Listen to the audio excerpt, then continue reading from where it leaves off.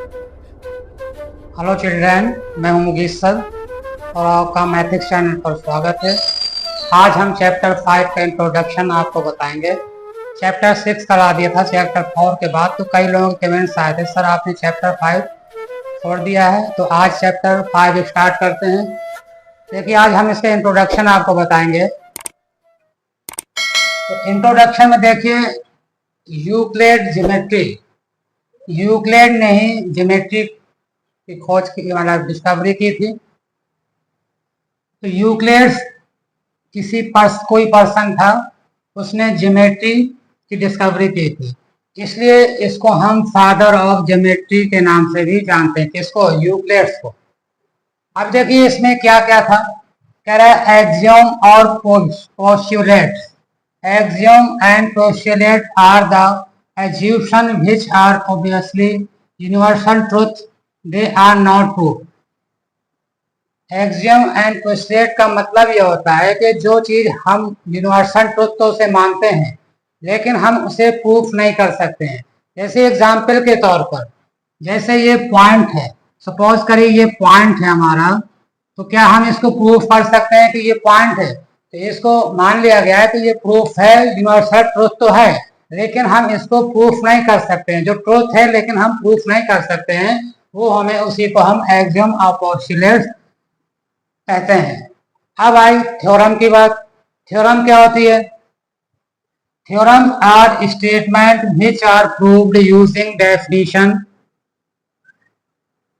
Definition axiom previously proved statement. जो हम statement देते हैं उसको प्रूफ करना, ठीक है ना। जब हम उसको प्रूफ कर देते हैं तो वो हमारी होती है थ्योरम। अब जैसे क्या होता है, पाइथागोरस थ्योरम क्या होती है?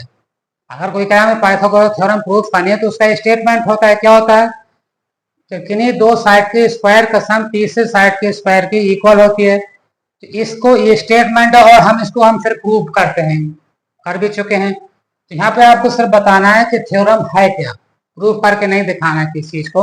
आप सब लोग पाइथागोरस प्रूफ कर चुके हैं और भी कई चीजें थ्योरम है जो आप प्रूफ करें हैं। अब देखिए, अब कह रहा है कि यूक्लिड ज्योमेट्री की डेफिनेशन क्या होगी। तो इसकी डेफिनेशन है, देखिए कह रहा है कि a point is that which has no point, which has no part. हाँ, इसका कोई पार्ट नहीं, किसी पॉइंट का कोई पार्ट नहीं। आप जैसे अभी बताएं, ये देखिए ये क्या लगा, ये पॉइंट ही तो लगा है, इसका कोई पार्ट नहीं होता, कोई हिस्सेदारी नहीं होती है इसमें, ठीक है ना। पॉइंट ही पॉइंट रहेगा सिर्फ, ठीक है ना। ये point is that which has no part, इसका कोई पार्ट नहीं होता है, किसका? पॉइंट का। फिर दूसरा कह रहे हैं कि ए लाइन इज ब्रीथलेस लाइन। जो लाइन होती है उसमें क्या होता है, ब्रीथलेस यानी ब्रेथ नहीं होती है उसमें, यानी चौड़ाई नहीं होती है। अब जैसे लाइन है ये, तो आपको मालूम है ये लाइन है आपकी, ठीक है ना।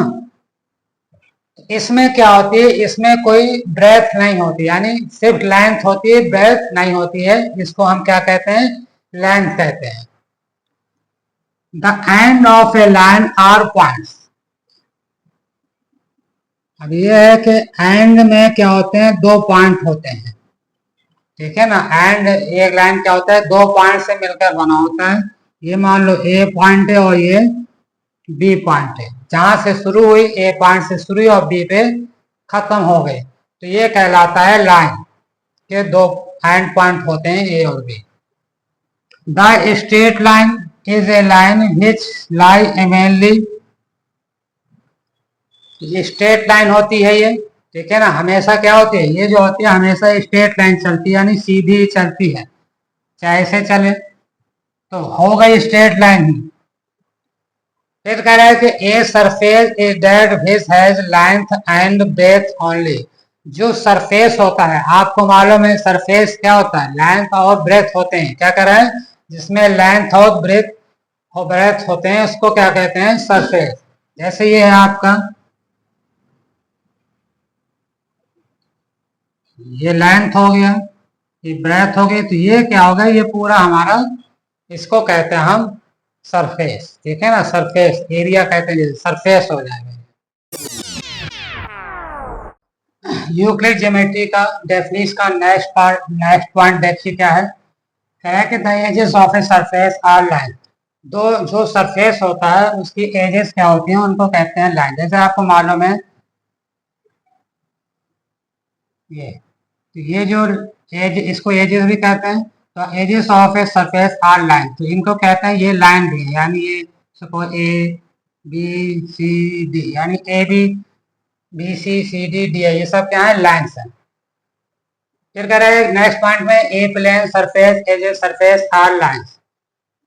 अब कह रहा है कि प्लेन में सरफेस लाइन्स होती हैं। अब जैसे ये ले दिस, ये लाइन्स, ठीक है ना, ये लाइन्स ले लें हम, दिस, ये लाइन्स हो जाती है कहीं इसमें, ठीक है ना। ये A plane surface which line evenly with the straight line on the itself, अभी जैसे बताया। यूक्लिड ज्योमेट्री का एग्जी तक हम क्या देख रहे थे, डेफिनेशन देख रहे थे बच्चों। अब क्या देखेंगे, एक्सियम्स क्या होता है। अभी बताए थे एक्सियम्स क्या होता है पहले ही, यानी जिसको हम यूनिवर्सल ट्रूथ तो होगा लेकिन जिसको हम प्रूफ नहीं करते हैं वही क्या होता है, एक्सियम्स होता है। ऐसे things which are equal to the same thing are equal to one another. तो दो थिंग्स है, सपोज करिए ये ए है, A is equal to B है और B is equal to C है। टू थिंग्स इक्वल है, यानी बी ए की इक्वल है, बी और सी की इक्वल है। तो यहाँ पे क्या हो जाएगा, ए इज इक्वल टू सी हो जाएगा। तो यहाँ पे वही कह रहा है कि things which are equal to the same things are equal to the one another. फिर कह रहा है if equal are added to equal the whole are equal. अब किसी भी चीज नंबर पे अगर हम दोनों साइड में इक्वल नंबर प्लस कर दें तो क्या रहेगा, वो भी इक्वल रहेगा। अब जैसे मान लीजिए 9 लिया, ठीक है ना, इक्वल नंबर है दोनों, 9 दोनों तरफ 9 है।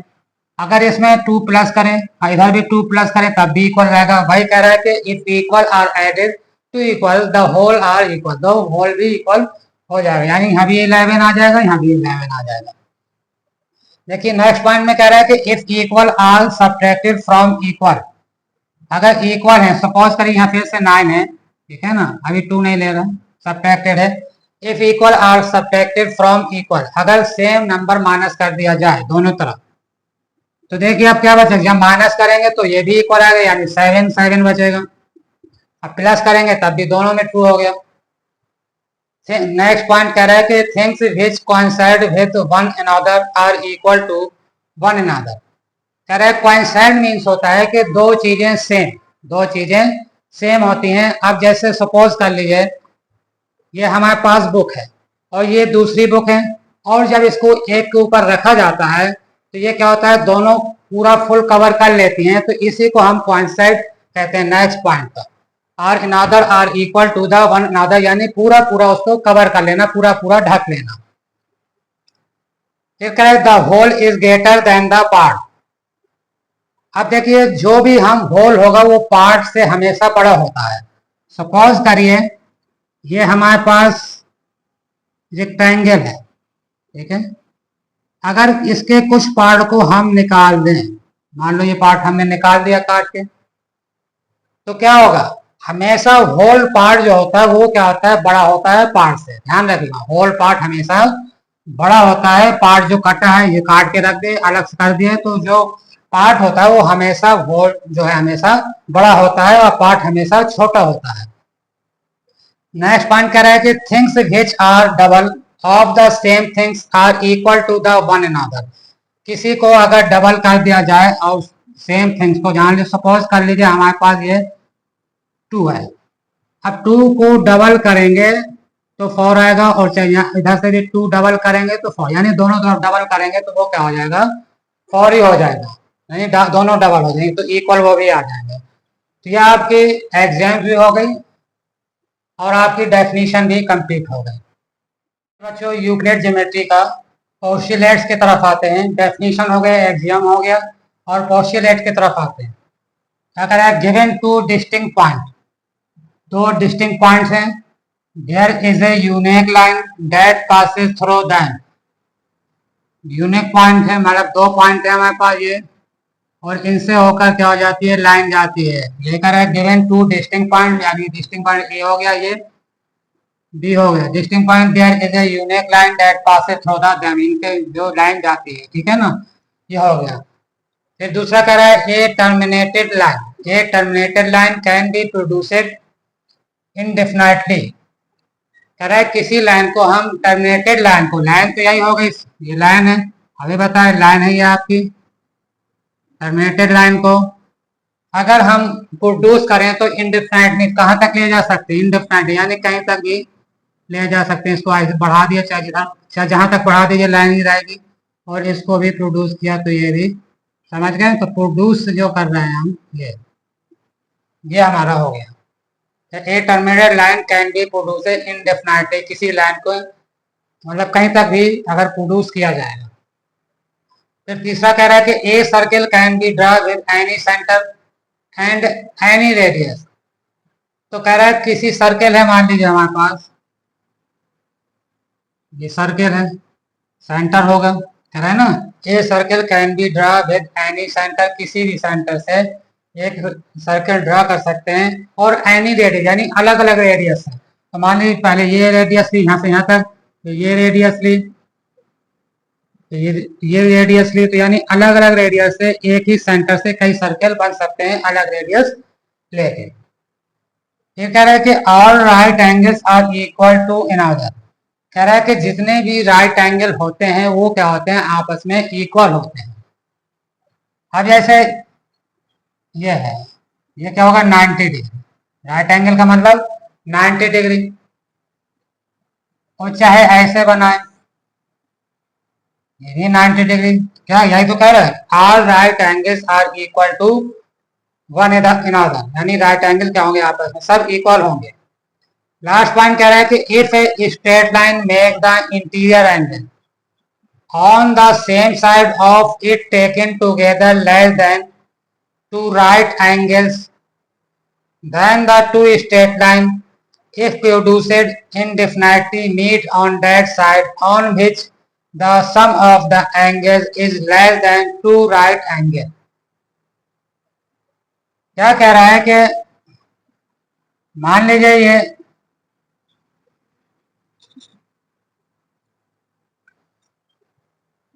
कोई लाइन है हमारे पास, एक लाइन ये है और दूसरी लाइन ये है,